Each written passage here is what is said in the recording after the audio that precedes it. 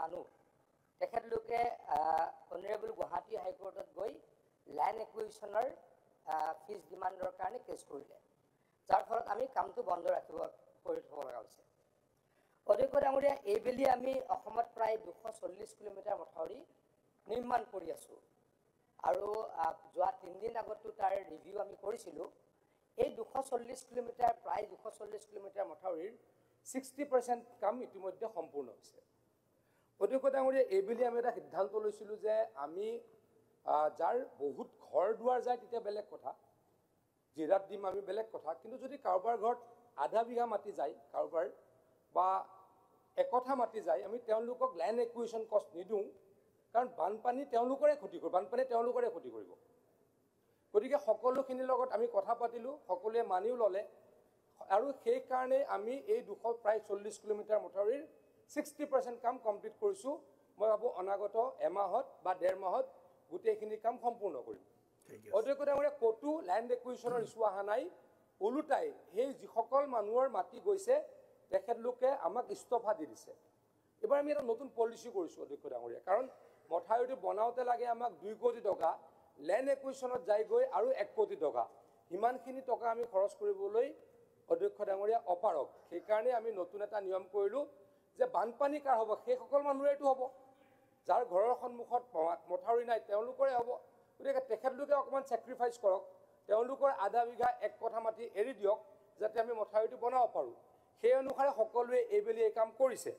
অধ্যক্ষ ডাঙৰীয়া, য'ত তেখেতে যিটো কাটাখাল নদীৰ কথা কৈছে, যোৱা বানপানীত মই 2বাৰ গৈছোঁ, তাত ব্ৰিজ হৈছিল, ব্ৰিজটো চাবলৈ মই 3 দিনৰ ভিতৰত গৈছোঁ, আকৌ ব্ৰিজ ফিল আপৰ সময়ত 15 দিনৰ ভিতৰত আকৌ গৈছোঁ, সম্পূৰ্ণভাৱে ব্ৰিজ আমি ফিল আপ কৰিছোঁ।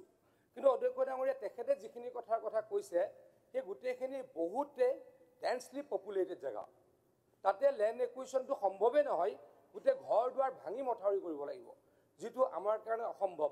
তেখেত যিহেতু তাৰ বিধায়ক, তেখেতে যদি আমাক মাটি উলিয়াই দিব পাৰে আৰু আমি যিটো পলিচি কৰিছোঁ নো এলে কষ্ট, সেইটো যদি কৰি দিব পাৰে, ডেফিনেটলি তাত আমি মথাউৰিৰ পুনৰ নিৰ্মাণ বা মথাউৰি নিৰ্মাণ কৰিবলৈকে সাজু আছোঁ। ঠিক আছে, ধন্যবাদ।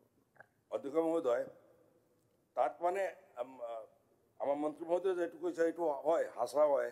আৰু এটা বস্তু এইটো বুজিব লাগিব, মানে পানীটো উঠাৰ পিছত যাক পায় সন্মুখত যিজনৰ ইমান ক্ষতি তেখেতৰ নহয়, মানে পানীটো তলত গুচি যায়, সেইটো কাৰণে মানুহবিলাকে অলপ হেৰি কৰি থাকে। কিন্তু এই স্কিমটো আমি যেটো কৈছোঁ আৰু লালামকৰ পৰা বৰ্ণি ব্ৰিজ, আমি যদি চাওঁ যে PWD ৰাস্তা আছে, PWD ৰাস্তাই গৈ আমি যাব পাৰোঁ। কাইণ্ডলি যদি এইটো অলপ চোৱা যায় তেনেহ'লে আমাৰ ল্যান্ড একুইজিশনৰ কোনো প্ৰব্লেম নাই। আৰু তাৰ লগত আমাৰ মন্ত্ৰী মহোদয় গৈ যিবিলাক কাম কৰিছিল অংকলংকা আৰু তোছলা, এইটো অলপ সোনকালে যদি কিবা এটা কৰা যায়, নহ'লেতো আৰু এবাৰ আহি আছে, এইটো আমাৰ এটা অনুৰোধ ৰহিল। Thank you honourable minister. মই মাননীয় বিধায়কগৰাকীক অনুৰোধ কৰিছোঁ, যিটো কামৰ কাৰণে আমি কাম বন্ধ কৰি ৰাখিব লগা হৈছে, তেখেতলোকক যদি অলপ বুজাই বহাই কেছটো উঠাই লয়, সেই কামটোতো আমি কমপ্লিট কৰিব পাৰোঁ। আৰু পৰৱৰ্তী সময়ত যদি ল্যান্ড একুইজিশনৰ ইছ্যু নাই, আমি অতিৰিক্ত মথাউৰিখিনিও নিৰ্মাণ কৰিব পাৰিম। ঠিক আছে। Question number 84। স্যাৰ নাই এইটো স্পেসিফিক মানে সমস্যা কাটাখাল দিবাৰ স্যাৰ যোৱা বানপানী যেতিয়া হৈছিল স্যাৰ, মাননীয় মন্ত্ৰী কাটাখাল দিবাৰলৈ গৈছিল, বৰাক দিবাৰলৈ গৈছিল আৰু লগে লগে কামখিনি কৰিবলৈ তৎপৰতা লৈছিল। মই ধন্যবাদ জনাইছোঁ অধ্যক্ষ মহোদয়। লগতে ৰাস্তাত মানুহকেইটা থিয় হৈ আছিল, এই যে পাঁচগাম যিটো ভাংগন যিটো বৰাকবিলিৰ গোটেই মানুহ তাতে মানে ইভেন ত্ৰিপুৰা মিজোৰাম অব্দি হেৰি হয়, ইটো জেগাতে হেৰি হয়, এইটো মানে আটাইতকৈ ইম্পৰ্টেণ্ট ঠাই।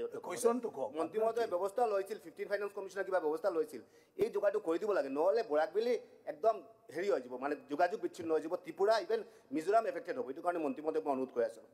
অধ্যক্ষ ডাঙৰীয়া, সেইখিনি আমি 15 ফাইনেন্সত আমাক কিছু টকা দিয়াৰ কথা আছিল, সেই স্কিমটো আমি তাতে দিছোঁ, এতিয়ালৈকে হৈ উঠা নাই, কিন্তু পৰৱৰ্তী সময়ত আমি সেই জেগাখিনি খুব ইম্পৰ্টেণ্ট, মোৰ মত আছে, তাতে আমি খুব ষ্ট্ৰংলি আমি টেম্পৰেৰী কাম কৰি দিম। ঠিক আছে। কোৱেশ্চন নম্বৰ 84 চেক্ৰেটাৰী কৰ্মী, অনাৰেবল মিনিষ্টাৰ। Question number 84।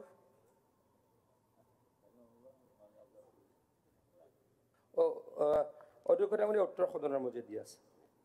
সাপ্লিমেণ্টাৰী। মাননীয় অধ্যক্ষ মহোদয়, মই উত্তৰ পাইছোঁ।